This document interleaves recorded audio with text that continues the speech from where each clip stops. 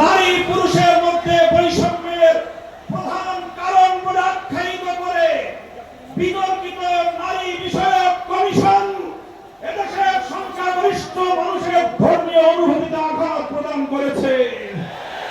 ধর্মীয় অনুভূতিতে আঘাত প্রদান করবার অপরাধে তাদের বিরুদ্ধে আমরা রাষ্ট্রের শাস্তিমূলক ব্যবস্থা দেখতে চাই।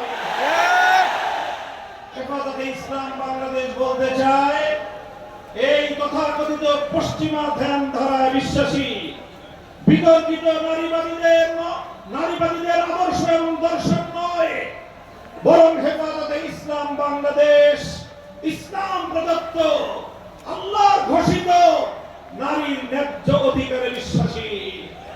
ইনশাআল্লাহ হেফাজতের সংগ্রামী মহাসচিব কর্মসূচি ঘোষণা করবেন।